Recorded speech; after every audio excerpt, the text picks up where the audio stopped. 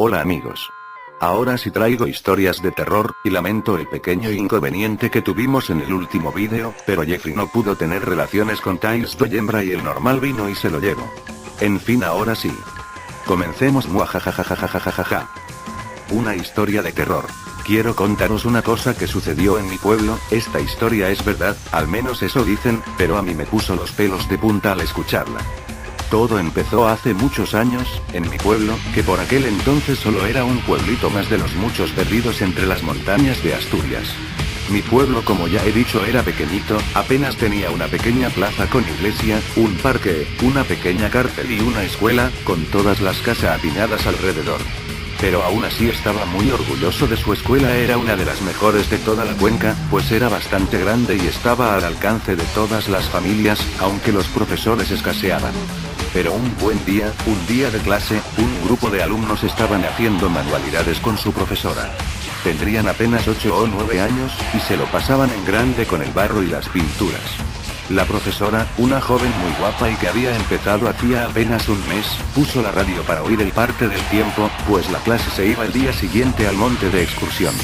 Pero a la mitad del parte, un hombre con voz muy grave cortó la comunicación y dio una noticia de última hora. Les comunicamos que se ha escapado un peligroso asesino de la cárcel del pueblo. Por favor, les rogamos que cierren herméticamente puertas y ventanas hasta que sea detenido. Gracias. Los niños se asustaron mucho y con razón. La cárcel quedaba muy cerca de la escuela. La profesora los tranquilizó y se puso a contarles historias para que se calmaran y se olvidaran un poco de aquello, pero a una niña le entraron muchas ganas de ir al servicio.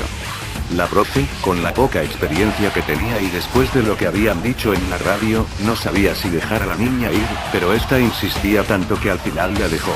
Antes de marchar, acordaron una contraseña para saber que era la niña y no el tenido preso cuando llegara. Tenía que dar 3 golpes en la puerta y arañarla 2 veces. La niña se fue al baño, pero nunca volvió. El preso, que estaba escondido en un lavabo, la obligó a que le dijera la contraseña y luego le cortó la cabeza. La profesora estaba ya preocupada, habían pasado 20 minutos y la niña aún no había vuelto. Pero de pronto, en la puerta se escucharon 3 golpes y 2 arañazos. Es ella, pensó la joven. Pero al abrir la puerta, se encontró con el cuerpo sin cabeza de la pobre niña. De un salto, el preso entró en la clase, y entre gritos de terror y dolor, acabó con todos los niños. Solo la profesora quedó con vida, pues logró saltar por una ventana. Hoy en día está en un psiquiátrico, no puede parar de repetir una y otra vez 3 golpes y 2 arañazos, 3 golpes y 2 arañazos. La escuela estuvo a punto de ser derrumbada, pues solo traía malos recuerdos, pero al final la dejaron. Dicen que si entras, en el baño podrás ver la cabeza de la niña, que te mira fijamente con ojos llenos de terror, y que en la clase, chorrean sin parar regueros de sangre por las paredes. Bueno, esta historia ya la he oído muchas veces. Pero ahí les va otra. Charles Manson nació en Kentucky en 1934. Hijo no deseado de una prostituta. Pasó su niñez y juventud en diferentes hogares. Era un niño enfermito, expuesto al alcohol, a drogas, prostitución y abuso. Cuando tenía 18 años, comenzó a cometer robo de dinero y autos. Fue encarcelado un tiempo, y tuvo que realizar trabajos en instituciones. En 1954 se casó y tuvo un hijo, pero su matrimonio no duró mucho. Regresó a la cárcel en 1960, por fraude y robo de autos. Salió en 1967 y se fue a vivir a San Francisco, donde comenzó una comuna de hippies a la que llamó La Familia. Estaba integrada principalmente por mujeres. De San Francisco se mudaron a un estudio de películas abandonado en Hollywood. En ese lugar se realizaban orgías y las drogas circulaban con toda libertad entre la familia, principalmente el LSD. Después de un tiempo, la familia contaba con cerca de 40 integrantes, comandados por Manson. Manson siempre había tenido el sueño de ser estrella de rock, pero el rechazo que recibió por parte de productores y otras personalidades, hizo que comenzara a odiar a gente con dinero, principalmente famosas. En julio de 1969, Bobby Beausoleil, Susan Atkins y Mary Brunner, miembros de la familia, asesinaron a un productor de discos apellidado Inman, todo por órdenes de Manson. El 9 de agosto de 1969, Manson mandó a Tex Watson, Patricia Krenwinkel, Susan Atkins y Linda Kasabian, miembros de la familia, a casa de Roman Polanski, un director muy famoso. Esa noche en casa de Polanski, se encontraba Sharon Tate, esposa de Polanski, su amiga Abigail Folger con su novio Wojtek Frykowski, y el estilista Jay Severin. También se encontraba en la casa, Steven Earl Parent, quien era amigo del amo de llaves de la casa. Algo que cabe mencionar es que Sharon Tate tenía 8 meses de embarazo. Los miembros de la familia mataron a todos los que estaban en la casa. Sharon Tate recibió 16 heridas con un cuchillo, algunas fueron en el corazón, los pulmones y el hígado. Sobra decir que el bebé que esperaba murió con ella. Abigail Folger murió de 28 puñaladas, su novio Wojtek Frykowski recibió 2 disparos, 13 golpes en la cabeza y 51 heridas provocadas con un cuchillo. Jay Severin recibió un balazo y 7 puñaladas. Por último, Steven Earl Parent recibió 4 disparos de revólver 22, cuando ya estaba en su carro.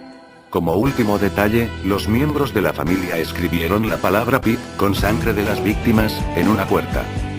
Al otro día, Manson repitió su hazaña de manipulación, enviando a 6 miembros de su familia a casa del empresario Leno LaBianca y su esposa Rosa Marie, para asesinarlos. Leno murió por 26 puñaladas y su esposa recibió 41. Esta vez, escribieron en 2 paredes de la habitación donde fue asesinado el matrimonio, las palabras de Atopics, Rise. Y en la puerta del refrigerador Alter Skelter. Tiempo antes de estos 2 casos de homicidio, detuvieron y encarcelaron a Breausole y Brunner, quienes inculparon a Manson por el asesinato de Inman. Así se fueron encontrando relaciones entre los casos Tate y LaBianca. El 1 de septiembre de 1969, un niño llamado Steven Weiss jugaba cerca de un lago, cuando se encontró un revólver calibre 22, el mismo que había sido utilizado para cometer los crímenes. Además, se encontraron huellas digitales de varios miembros de la familia en los lugares de los crímenes. Ya se tenían suficientes pruebas y testimonios para inculpar a Manson como autor intelectual de todos los asesinatos. Aún así, algunos miembros de la familia permanecían leales a Manson, defendiéndolo. Manson y los miembros de la familia que resultaron inculpados fueron condenados a muerte, pero tiempo después, la pena de muerte fue abolida en ese estado. En la actualidad Manson y su familia permanecen en la cárcel. Bueno, creo que eso no fue suficiente. Ahora pongamos un poco más de ambiente tétrico. Esta historia la saqué de asustados.com.ar. Disfrútenla. El vampiro de Highgate. En la década de los 60, los ciudadanos de la ciudad de Highgate, en Londres, comenzaron a preocuparse por los rumores de la existencia de un vampiro que merodeaba por el cementerio del lugar. Algunos testigos aseguraban que el vampiro iba acompañado por 3 fantasmas. La historia del cementerio de Highgate. El cementerio de Highgate fue construido en el año 1839 debido a la precariedad de los cementerios locales. Fue uno de los primeros camposantos privados del lugar y se convirtió rápidamente en el sitio de descanso eterno preferencial de las altas clases sociales. En él, numerosas familias acaudaladas decidían enterrar a sus muertos.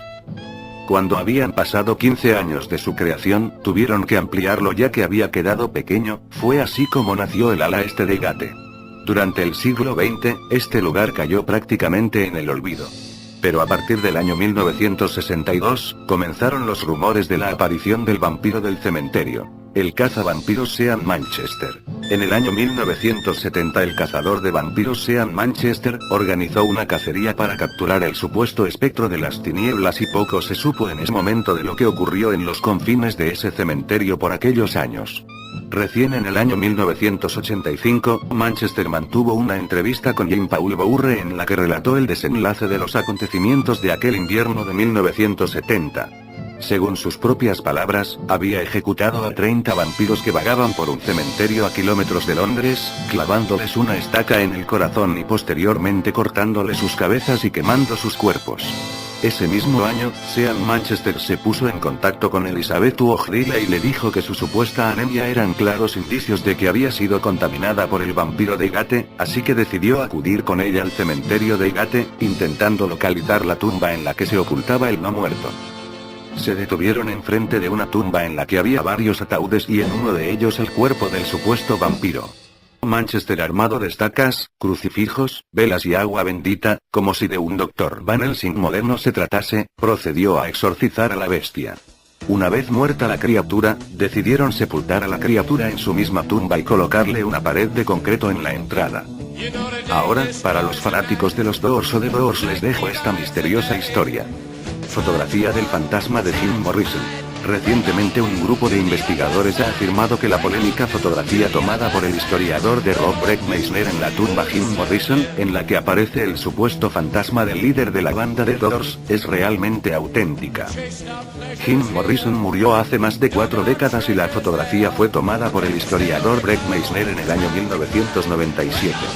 Durante mucho tiempo se creyó que la fotografía era un fraude, sin embargo ahora, y después de haber sido expuesta a numerosos estudios, algunos investigadores afirman que la fotografía es tan auténtica como inexplicable, ya que no se trata de un truco fotográfico. Pero, como en todas estas cosas, ustedes tienen la última palabra. Ya volví. Maldita sea. Quiero decir, qué bien que volviste. Gracias, pero traje a alguien que quiere verte. ¿Y quién es? Hola Black, ya le robé la virginidad a Jeffrey, ahora te toca a ti. Oh cielos, qué bien. Digo, oh no. Bueno, al menos pude contar varias historias. Adiós amigos, y si quieren ver el vídeo donde pierdo la virginidad, quiero decir, me enfrento a este engenio. Solo suscríbanse. Bueno, adiós y deséenme suerte. I found an island in your arms.